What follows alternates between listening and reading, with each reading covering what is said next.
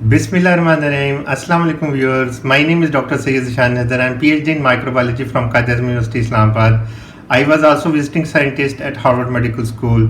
Currently, I am assistant professor of microbiology at Institute of Molecular Biology and Biotechnology, the University of Lahore.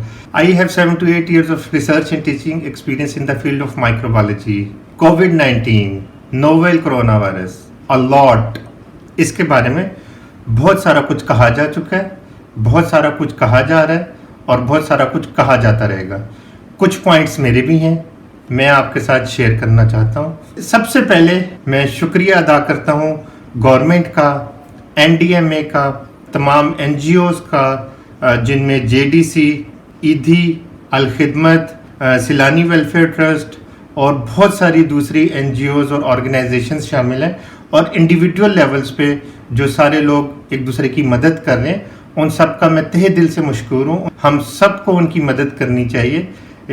कुछ teachers को, कुछ faculty members को मैं खुद जानता हूँ जो कि यूनिवर्सिटी ऑफ लाहौर में, जो कायद-ए-आज़म यूनिवर्सिटी में, पंजाब यूनिवर्सिटी में, FC कॉलेज में, जहाँ पे मेरे लिंक्स हैं, वहाँ पे टीचर्स और फैकल्टी मेंबर्स जो अवाम की, लोगों की मदद कर रहे हैं। हमें उन सब की मदद करनी चाहिए। हम उनके तहे दिल से मशकूर हैं और मैं उनको सल्यूट पेश करता हूँ। Since this is unprecedented growing situation, एक ऐसी सूरत हाल जिसको इससे पहले ह्यूमन बीइंग ने कभी फेस नहीं किया, एक ऐसी सिचुएशन जो कि तेज़ी से तब्दील होती हुई सूरत हाल है।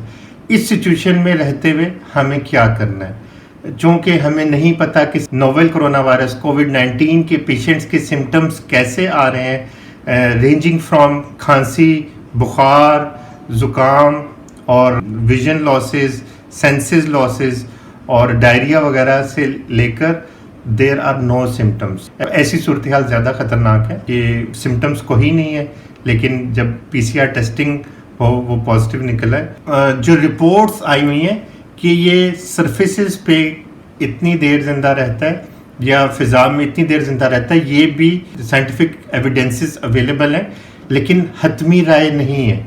हम हतमी राय उसको कहते हैं जब हमारे पास डाटा ज़्यादा हो और हम ज़्यादा टाइम के साथ ज़्यादा जगहों से वो रिपोर्ट हुआ तो वो हतमी राय होती है। ये साइंटिफिक एविडेंसेस हैं, थोड़ा डाटा लेके, थोड़े एरिया का लेके, थोड़े पर्सनस के ऊपर लेके कोई आर्टिकल पब्लिश हुआ है तो उसकी साइंटिफिक एविडेंसेस हैं कि इतने टाइम इतने सरफेसेस पे रह सकता है या इतनी देर विंड में रह सकता है। WHO की भी वेबसाइट पे बहुत सारी चीज़ें वक्त के साथ साथ अपडेट हो रही हैं, लेकिन हतमी राय अभी कोई नहीं है, क्योंकि since it is unprecedented growing situation. तो हमें इस सारे सिनेरियो में रहते हुए जो बेहतरी की उम्मीद है वो ये है कि इसका जो स्ट्रक्चर है, आउटर मोस्ट लेयर जो है वो इन्वेलप लिपिड्स का बना है। लिपिड्स आम फैट्स हैं, घी जो घर में यूज़ होता है, वो बड़े आराम से टूट सकता है अगर थोड़ा सा हाई टेम्परेचर हो। हाई टेम्परेचर 30, 35, 40 पे घर का जो आम घी है वो पिघलना शुरू हो जाता है। इसी तरह इसके जो आउटसाइड एनवेलप पे जो लिपिड्स हैं वो लेयर पिघल जा सकती है और इसका स्ट्रक्चर डिस्ट्रॉय हो सकता है और हम इससे छुटकारा पा सकते हैं। तो इसी तरह WHO की रिकमेंडेड जो हैंड सैनिटाइजर्स हैं, स्प्रेज हैं, ब्लीचेस हैं, उसमें सोडियम हाइपोक्लोराइड होता है, सोप्स हैं उसमें सोडियम हाइड्रोक्साइड होता है।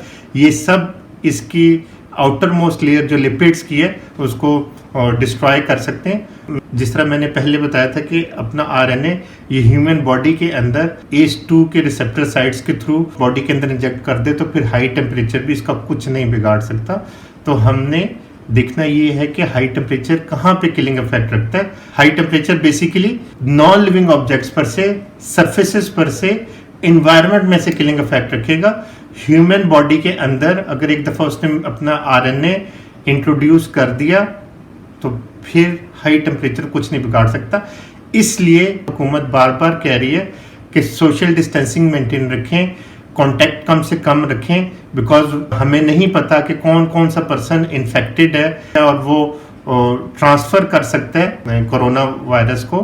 तो हमें नहीं पता इसके बारे में, इसलिए हमें दूर रहने का कहा गया। अगर नेसेसरी हो किसी से मिलना तो कम से कम 3 फुट का फासला रखें, 1 मीटर से ज़्यादा का फासला रखें, क्योंकि इसका नोवेल कोरोना वायरस का साइज़ थोड़ा सा बड़ा रिपोर्ट हुआ है और ये थोड़ा सा वजनी है, तो ये बहुत ज़्यादा देर फिज़ा में ट्रैवल नहीं कर सकता। ये सारी रिपोर्ट्स इसके बारे में अवेलेबल हैं। तो since it is unprecedented growing situation اور تیزی سے تبدیل ہوتی ہوئی صورتحال ہے. کوئی حتمی رائے قائم نہیں کی جا سکتی کہ اس کے سمٹمز کیا ہوں گے یا کس سرفیس پہ یہ کتنی دیر رہ سکتا ہے.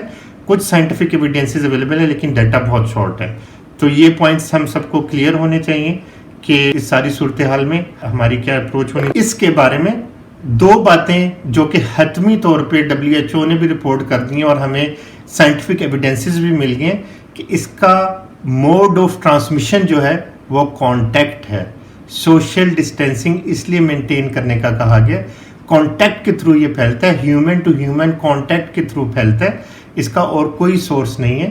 انفیکٹڈ پرسنس کے سلائیوا سے, انفیکٹڈ پرسن جب کافنگ کرتا ہے اس کے سلائیوا سے جب وہ سنیز کرتا ہے اس کے جو ڈراپلیٹس ریلیز ہوتے ہیں ان کے کانٹیکٹ سے یہ پھیلتا ہے.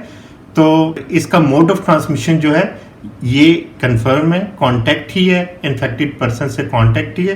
اور اسی طرح اس کی ٹیسٹنگ جو ہے RT-PCR کے تھرو اس کی ٹیسٹنگ کنفرم ہو رہی ہے.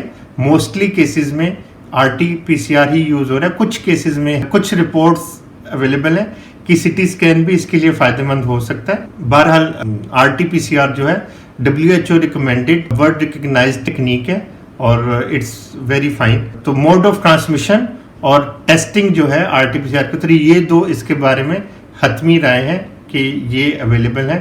تو یہاں پہ جو ایک بہت اچھی نیوز ہے پاکستان میں, کراچی میں جو ہمارے ڈاؤ یونیورسٹی ہے اس کے پروفیسرز نے ٹیکنیک ڈیولپ کی ہے جس کو پیسیو امیونائزیشن ٹیکنیک ہے, جس میں ایک انفیکٹڈ پرسن جب وہ ٹھیک ہو جاتا ہے, کورونا وائرس کا ایک انفیکٹڈ پرسن جب وہ ٹھیک ہو جاتا ہے تو اس کی امیونوگلوبولنس یعنی اینٹی باڈیز کو انہوں نے ایکسٹریکٹ کیا ہے, اس کو کانسنٹریٹ کیا ہے, اس کو پیور کیا ہے, اس کو پھر ایک سسپٹیبل پرسن میں انٹروڈیوس کر دیا لائک اے ویکسینیشن.